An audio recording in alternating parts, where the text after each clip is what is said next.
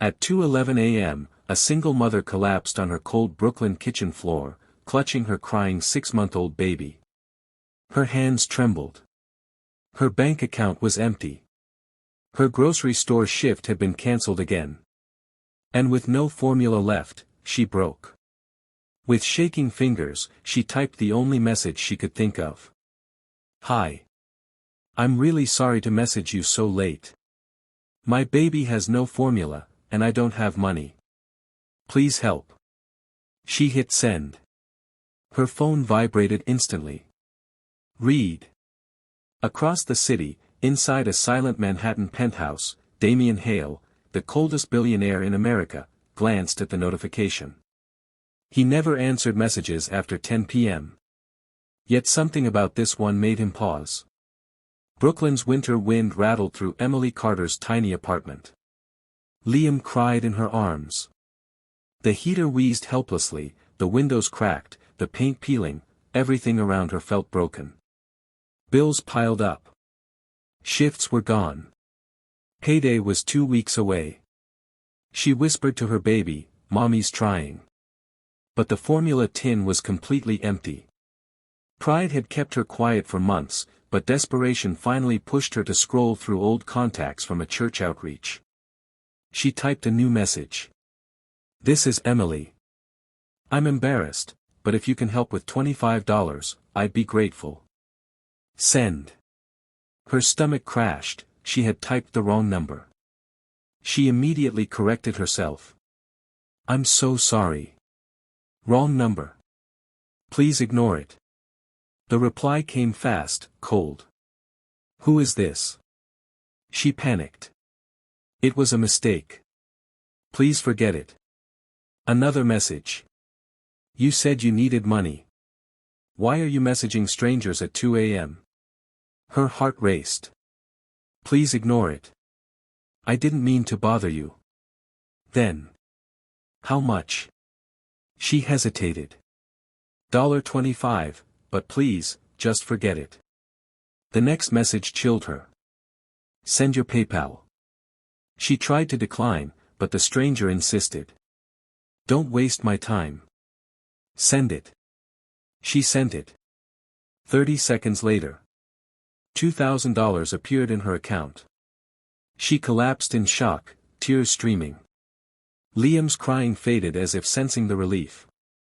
Another message appeared. "Don't thank me. Buy formula. And stop apologizing for needing help.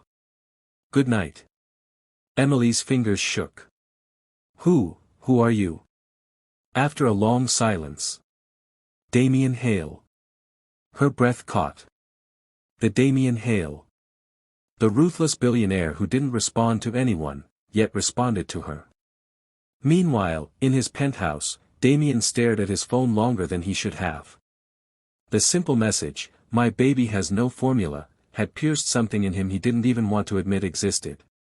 He never entertained emotions. Never entertained need. Yet for the first time in years, he felt something. Emily, still on her kitchen floor, stared at the $2,000. It was more than survival. It was oxygen. She fed Liam, held him close, and tried to understand why a billionaire would respond to a stranger's mistake. Damian paced his silent office, the skyline glittering behind him.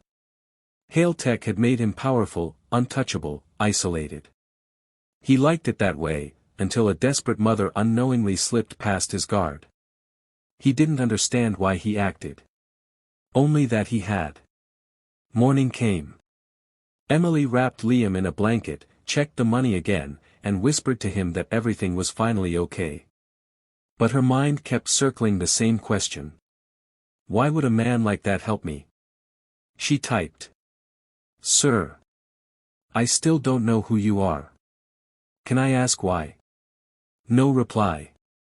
She sighed, but she couldn't deny it, something in her world had shifted. In Manhattan, Damian couldn't answer. He didn't understand his own motives yet.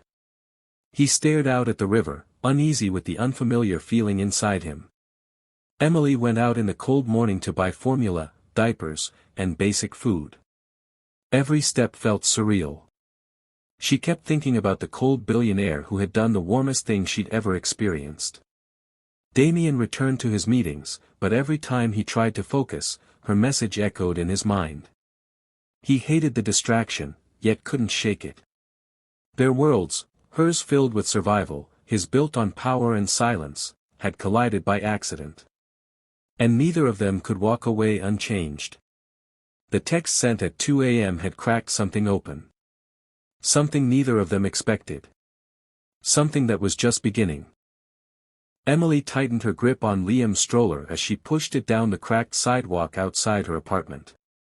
The morning sun wasn't even up yet, and Seattle's early fog clung to everything like a heavy blanket.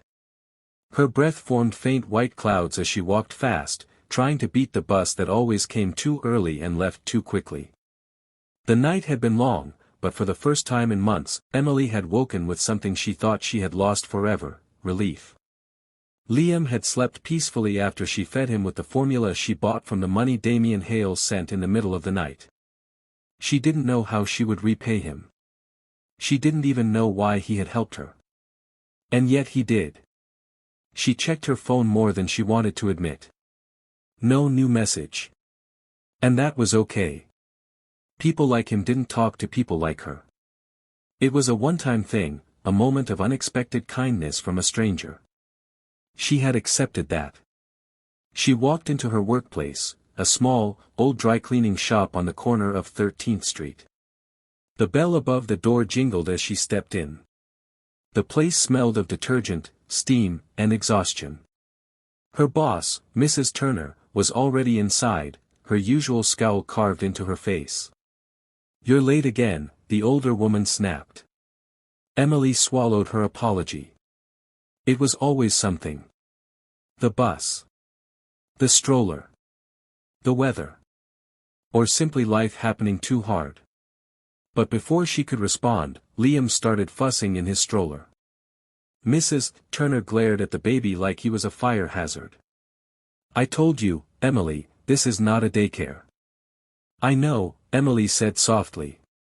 "He won't cause any issues. He'll stay right here beside me." The woman sighed, exasperated. "Just get to work." Emily nodded, hiding the sting in her chest as she clocked in. She pushed the stroller beside her folding table and reached for the stack of shirts waiting to be pressed. Her hands moved automatically, but her mind wandered. To the night before. To the message she accidentally sent. To the man whose name she still couldn't quite believe was real. Damian Hale. She had Googled him briefly after feeding Liam. She almost dropped her phone. Billionaire. Real estate titan. Owner of Hale Tower, the biggest corporate building in Seattle. Cold. Private. Reportedly ruthless. A man whose face never smiled in the media. A man who lived in a world where a single dinner cost more than she made in a year. And he had helped her. Emily stared down at the shirt she was folding and blinked back tears she refused to let fall at work.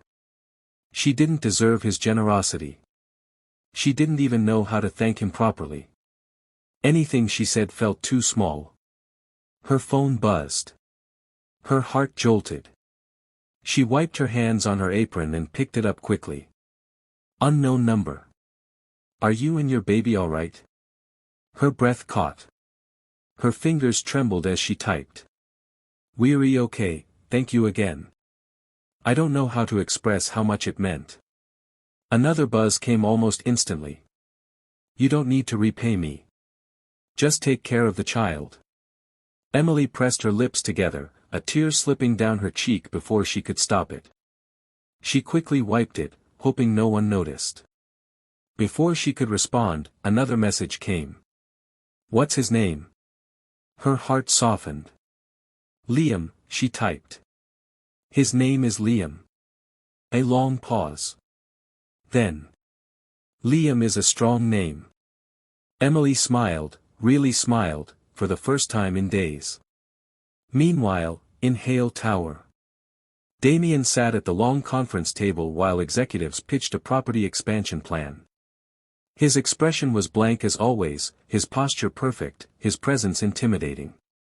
But his mind wasn't on the numbers. Or the projections. Or the future of the tower. He was thinking about the baby. He didn't know why. He didn't even understand why her words had stuck in his mind all morning. Liam. That was the baby's name. He tapped his finger on the table, ignoring the nervous glances from the executives. His assistant, Carmen, cleared her throat, drawing his attention back to the room. Mr. Hale, they're waiting for your approval. Damian looked at the chart in front of him. Meaningless. Everything felt meaningless. He nodded once. Approved. Everyone relaxed. The meeting moved on, but Damian's mind didn't. His phone vibrated in his suit pocket. He rarely checked his phone during meetings. He hated distractions. But this time, he glanced at the screen. Emily. Thank you again for last night. It was a blessing I didn't expect. Damian inhaled slowly. Blessing. Nobody had ever used that word in reference to him. He typed back before he could stop himself. You shouldn't be the one thanking me. A child should never go hungry. The moment he hit send, he felt something uncomfortable, like emotion trying to claw its way out of him. He straightened his posture and shut down the feeling instantly. He didn't do emotions. He didn't do connections. He didn't do people. Yet here he was, replying to a woman he didn't know. Thinking about her child. Caring. He hated that it bothered him. But he also couldn't pull away. Across town, Emily continued working as her phone buzzed again. Where do you work? Her stomach clenched. She didn't want him thinking she was trying to use him. She didn't want him to think she wanted something more. She typed carefully. Just a small dry cleaning place. It's nothing serious. Please don't feel obligated to help anymore. A few seconds later, he replied. I asked because I wanted to know if you're safe. Nothing more. Her heart warmed again. He wasn't crossing boundaries. He wasn't judging. He wasn't demanding anything. He cared. At least a little. Emily glanced down at Liam babbling softly in his stroller. She touched his cheek gently. We're okay now, baby, she whispered. We're okay because a stranger cared. Later that afternoon. Emily stepped outside during her break and breastfed Liam under her jacket, humming quietly to soothe him. When she finished, she checked her phone again, expecting silence. But there was a new message. Have you eaten today? She blinked. Yes, she lied. She hadn't eaten since yesterday afternoon. Another message. Yuri lying. Emily's breath stopped. She stared at the screen in shock. How did he know? Before she could figure out how to respond, another message arrived. Text me your nearest grocery store.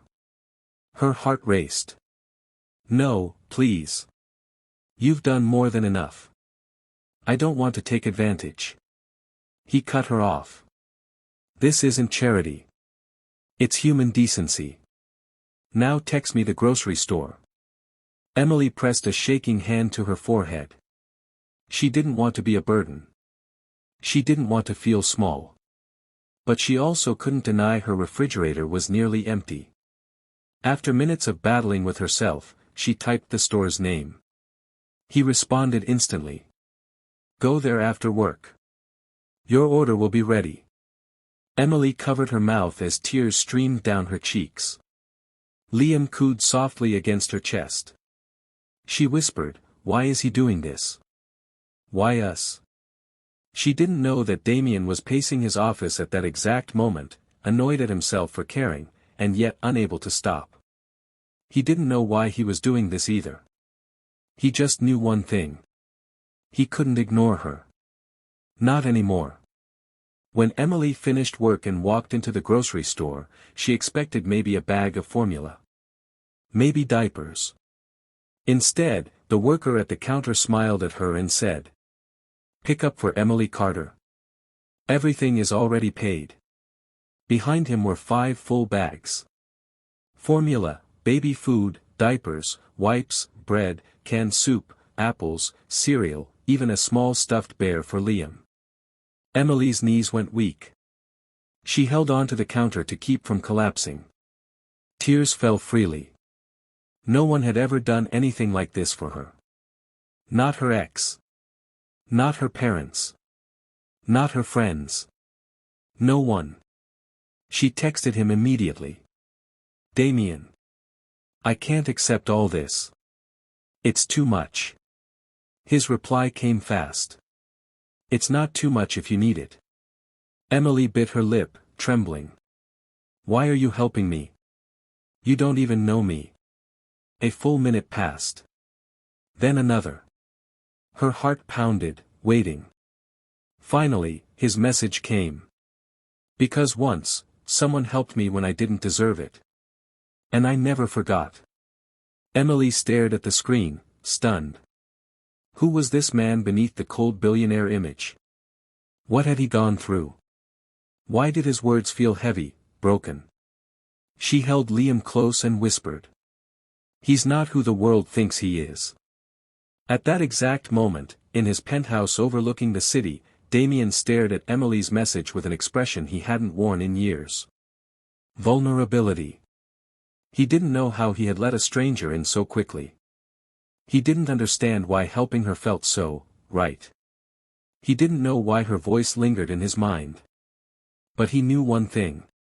This wasn't the end. He was already too deep. And she had no idea how much he needed this connection. Maybe even more than she did. Damian Hale didn't even remember walking from his living room into his study. One moment, he was replaying Emily's trembling voice in his mind. The next, he was standing behind his sleek glass desk, staring out at the glowing city like it was challenging him to care about anything again.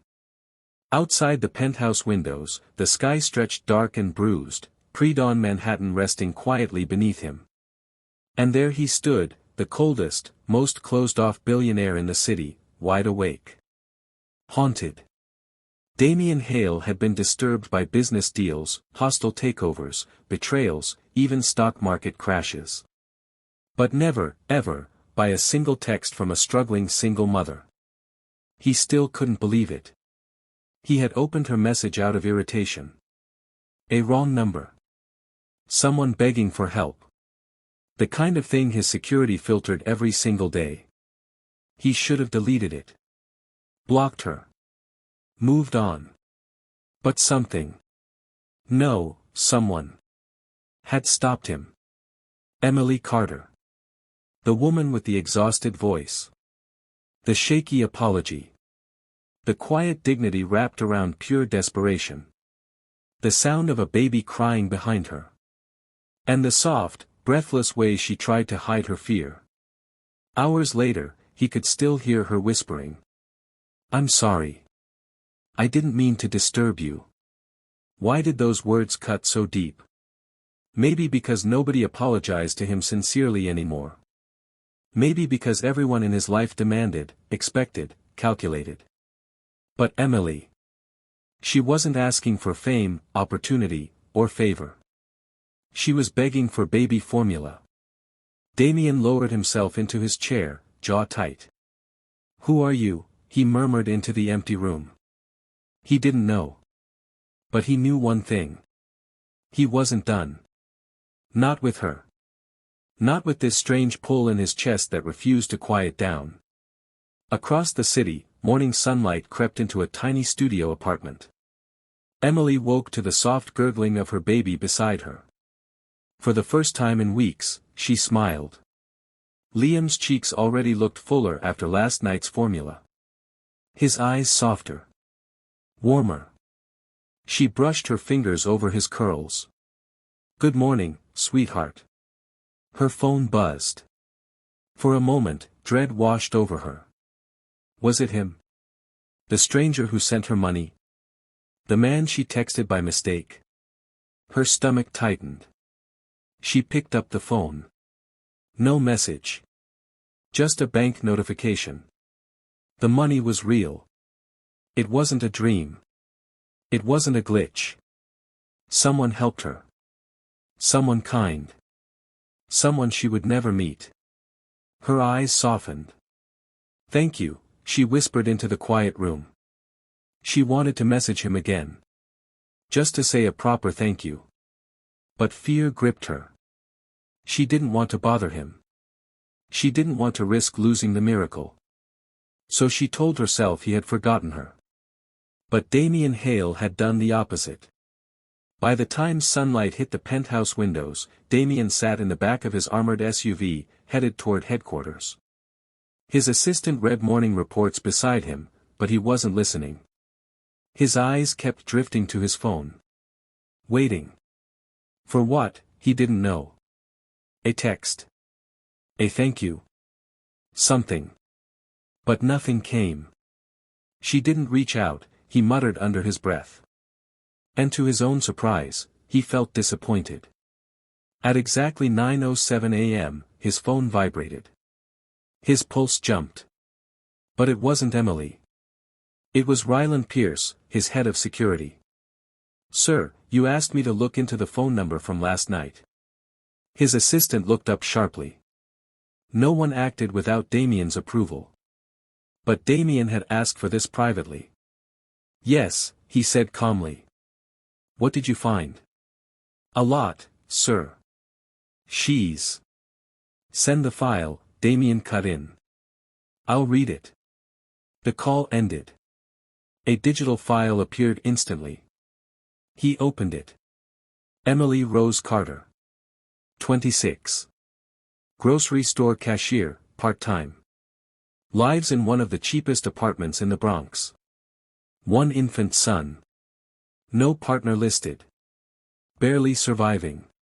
Known for being kind. Always avoiding trouble. Damian leaned back, staring ahead at nothing. He felt something he hadn't felt in years. Guilt. Sympathy. And a pull he didn't want to name. He had donated millions to charities he never visited. But this was different. This was real. A woman with a baby. A woman struggling alone. A woman who reached out to him, of all people. He didn't believe in coincidences. But he couldn't explain why he couldn't get her out of his head. Damian Hale rarely sought advice. In the polished corridors of Hale Enterprises, colleagues were transactional, deals, contracts, numbers. Emotions were currency no one spent openly. Vulnerability was a language Damian had long stopped speaking. Yet, that morning, he walked briskly toward the small, quiet office where Alex sat, a junior employee who had earned his trust for efficiency, if nothing else. "Alex," Damian said, voice precise, almost casual. "I need a brief perspective. No judgments. Just perspective." Alex froze. Rarely did Damian invite anyone into personal matters, and to be chosen for counsel was almost unheard of. "Of course, sir," Alex replied cautiously, rising from his chair. Damian leaned lightly against the edge of his desk. "There's someone," he said, measured, careful. "She's complicated. Not the type you read in the papers. Not the kind people expect. She's poor. Fragile in ways that aren't obvious. I don't understand why she affects me at all." "Any thought?" Alex blinked, processing. He had seen Damian calculated, untouchable. Now he glimpsed a rare fissure in that armor. "Sir, if I may," Alex began slowly, "people from different worlds, sometimes, they can be unpredictable. Struggles, intentions, pressures, it can become difficult.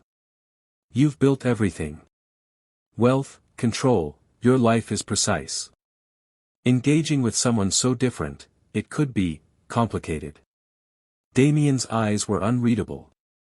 "Yes," he said quietly. "Complicated. That's accurate." He let the words hang in the air and left it at that. Alex, sensing opportunity to impress, leaned a little closer. I just mean, sir, caution is wise. It might be better to maintain distance. Protect yourself. Damian's expression didn't change, but there was an almost imperceptible tension in his jaw. Without another word, he returned to his office window, scanning the city skyline. Alex left, satisfied with his own wisdom, unaware how much his words had stung Damian, not for the warning, but for the underlying truth it hinted at.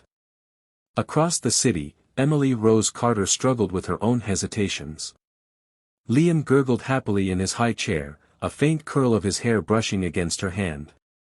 She had wanted to reach out to Damian again, to thank him, perhaps even to share a small fragment of her life. But Marissa, her long-trusted friend and voice of caution, had warned her. Be careful, Marissa said, leaning back in her chair, arms crossed. Wealthy men, they can help, yes, but you don't know their intentions. And you've been hurt before, you know better than to dive in blindly. Emily had nodded. Gratitude battled with skepticism. She cared about the kindness Damian had shown, yet every fiber of her experience whispered, don't get too close. Don't expose yourself. That night, she typed a careful, measured message. Thank you for everything, but perhaps it's better to keep distance. I hope you understand. She pressed send before she could change her mind, heart tightening. Damian read it the next morning, a faint crease forming between his brows. He didn't reply immediately. Instead, he returned to the daily grind, meetings, and negotiations. For days, he immersed himself in work, as though saturating his schedule could drown out the pull he felt for Emily. Yet, small reminders of her persisted. A memory of Liam's laughter. The way Emily had written, humble but honest. Her struggles, her dignity. It surfaced in subtle pauses, lingering in his peripheral thoughts. Damian could not entirely shake it. Emily, on her part, felt an ache after sending the message. That night, she whispered to herself, what if Marissa was wrong? What if, he's not like that? What if, the questions lingered in her mind, unspoken but insistent. The following morning, Emily tried again. A gentle, cautious text, I hope you're doing well. She paused before sending, hesitant at the thought of appearing too eager. Damian's phone lit up. He saw the message. He wanted to reply instantly, to bridge the gap that had opened, but the morning meetings had started earlier than usual. He sent a brief acknowledgement, almost perfunctory, noted. Emily noticed the tone instantly. Her heart sank. She had hoped for warmth, for connection. Now, doubt and fear seeped back in. She restrained herself, not replying further, terrified he might misread her intentions. For days, the pattern repeated. Damian, buried in work, sent occasional, small check-ins, polite, cautious, professional. Emily hesitated, each time imagining that reaching out might signal the wrong thing. Both were caught in a silent, delicate tension. Weeks passed. Damian noticed the absence of her messages, and a strange emptiness filled the spaces between work, calls, and meetings. He realized he missed the simplicity of their exchanges, the way he had arranged formula deliveries, the tiny glimpses of her life he'd glimpsed through messages. Days later, an unexpected intervention occurred. Damian's company hosted a charity gala, a space carefully curated for influential people, but also intimate enough for personal connections. Emily, by coincidence, attended, representing a community organization that had benefited from donations arranged in her name. Their paths crossed by the garden fountain, the soft glow of lights reflecting in the water. Damian's eyes locked on her, a subtle smile forming, and she stopped mid-step, emotions colliding, relief, nervousness, joy. Neither spoke immediately. Damian stepped closer, careful, deliberate. Emily, he said, voice low but steady. I didn't know you'd be here, she replied softly. I didn't know either, he said, with a faint chuckle. Seems fate, or timing, has its own plans. Emily looked at him, the hesitation in her eyes melting. She remembered the messages, the warnings, the fears, but she saw him now, present, patient, kind. She whispered, "I'm sorry for all the times I doubted you." Damian smiled, finally, fully. "No apologies needed. We're here. That's enough." They walked together along the illuminated path, conversation flowing naturally, the cityscape framing their reunion. Liam was mentioned with laughter, plans discussed gently. Their prior misunderstandings, the advice, the caution, all dissolved in the simple, honest presence of each other. By the end of the evening, they sat by the fountain, hands brushing, smiles lingering.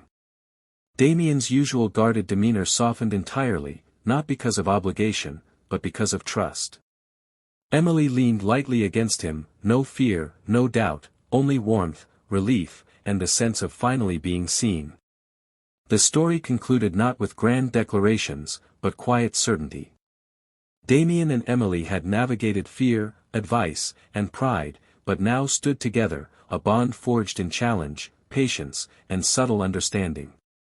The city lights flickered around them, the night carrying a promise of continuity, happiness, and the rare, simple truth of connection.